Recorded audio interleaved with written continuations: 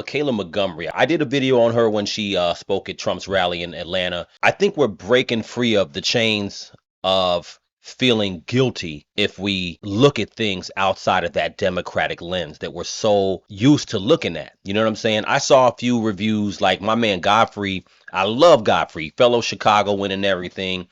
He called her a coon right after she spoke at at Trump's rally. And I just think that you got to say to yourself, well, what exactly is she saying that's crazy? Let's talk to Ladley in Marietta, Georgia, Democrat. Good morning. Yes, I did not know that you knew Candace Owens. Because she's pretty much been outcasted by the right because of her stances on Israel. But anyway, you will have a good job at Fox News at some point. I guarantee you that. And the things you point out on the Democrats with their failures, you're absolutely right on some of the things. The Democrats fall short, but at least we try. The Republican policies are just the complete opposite. Okay, the last thing I want to say, they're never going to let you in the club. Okay, and you like the movie Django, you are the character of Samuel L. Jackson. I don't know the exact terminology, but not Uncle Tom, but Uncle Tommy, or you're a complete sellout. Oh, I can't respond to that? Oh, yes, you can. Thank you very much. Because first of all, it sounded like that was a non-black person telling me that. So as a Democrat, that sounds pretty racial and pretty divisive. Next, it's very interesting that I, again, would be called names or be compared to fictional characters because of who I choose to support. Again, these people who are calling and making these derogatory statements about me, who I choose to support, are denying the fact that, again, who are you to tell me that my personal experience is invalid? I think that that's something that a lot of Democrats need to look within, because how have you tried? Kamala Harris is in office right now and has not tried to do anything about the border, has not tried to not tax people on tips, and has not tried to do anything about our failing education system. So everything that she's promising she can do for you on day one, she could do right now, but she's not trying to. So that's something to, for some Dems to take home. The plantation parallel is about the mindset. It's about saying, you know what?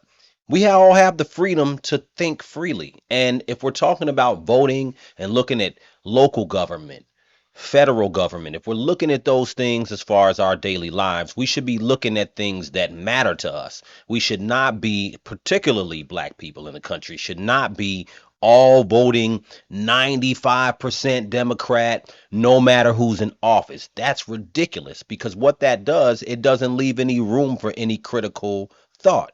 And that's what's happening right now with Kamala. There's no room for any critical thought for black people to even question. She's been in office with Joe the last 3 years, whether she's done anything or tried to do anything that was relevant to what she's claiming that she wants to do now on day one. There was already a day one. Day one was in 2021.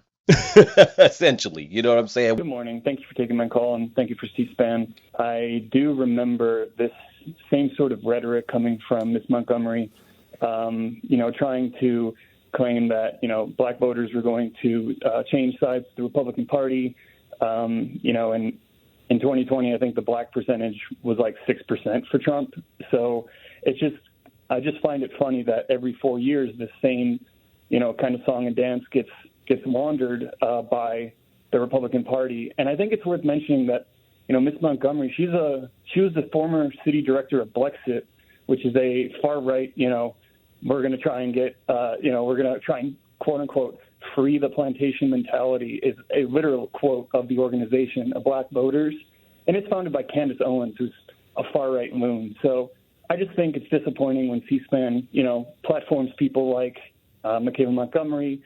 And when it comes to getting off the Democratic plantation, that's a real thing. And I don't know why somebody would feel like I, myself, would be offended by that. If everybody thinks the same, has been fear-mongered into thinking the same way, living the same way, then yes, that's a plantation. Because how in the world were so many slaves who outnumbered their slave masters continuing to be slaves? It happened because they were fearful of doing something different. So when we say that Democrats are on this Democratic plantation, specifically talking about black people, it's because, yes, you guys are all blindly following a leader and you're scared to do something different. Let me know what you guys think in the comments.